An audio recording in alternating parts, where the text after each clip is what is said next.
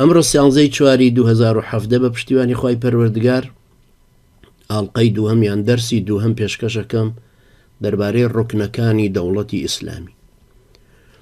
ئێمە کاڵین دەوڵەتی ئیسلامی وەکو هەر دەوڵەتێکی تر کە لەم سەردەمەیە ناوی دەوڵەتی لێنراوە بریتیە لە 4 ڕوکنی ڕئیسی لەم سەردەمەیە.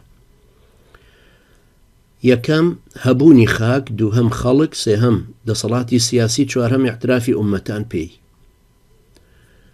لەم سەردەمەیە وڵات هەیە وەکو سویسرا ئەندامی نەتەوە یەکگرتوەکان نییە، بەڵام دەوڵەتێکی سەر بەخۆیە، خاک و خەڵک و دەسەڵاتی سیاسی هەیە و احترافی نێودەوڵەتیشی پێکراوە.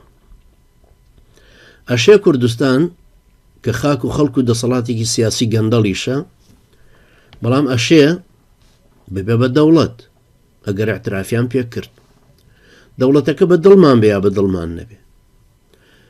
هەبوونی حکومەتەکانی کە ئیدارەی خەڵکەکە ئەبەن بەڕێوە، یا ئەو حیزبەی حاکمە و پرۆگرامی خۆی منهەجی خۆی یا بەدی دووتێڕوانینی خۆی ئیدارەی دەوڵەتەکە و ئاڕاستی کۆمەڵگەکەکە ئەشێ لەگەڵیا متتەفق نەبین.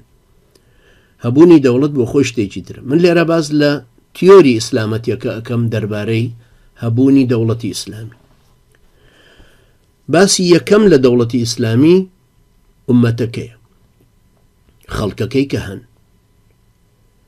لێرە پێویستە بە توێژینەوەیکی عیلمیانە تەماشای ئەمە بکەینەوە، بەراوردیشی بکەینەوە لەگەڵ ئەم هەبوونی دەوڵەتانی تر کە باسێکن، بە تایبەتی ئەم بەرنامەژەشمان، ئەم دەرسانەشمان. بۆیە ئێستا لەم کاتەیە دیاری کردووە هەم لەلایەکەوە دکتۆر ئەبوبەکری بەغدادی ئەعلانی دەوڵەتەکەی کردووە بەوەی کە دەوڵەتی خلافەیە، هەم لەلایەکی تریشەوە مەسعود بەرزانی و کۆمەڵە خەڵکی خەریکی، یعنی خەریکی ئەوەن کە لاف و گەزافە، یان ئیدعاکردنە، یان هەوڵدانە، یان دەست لە شتێک گیربوونە، یان ئیستیفادەکردنە لە ناوی دەوڵەتی کوردی.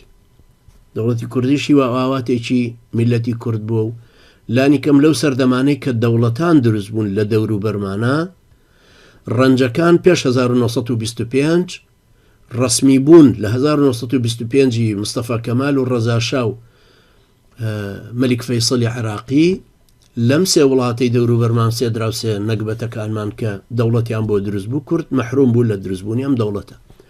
پێش ئەوەش خەباتی هەر سێ قەومەکەی دەور و بەرمان و خۆشمان کورد ڕەنجێکی بەردەوام هەبوو بۆ دروستبوونی دەوڵەتێکی کوردی.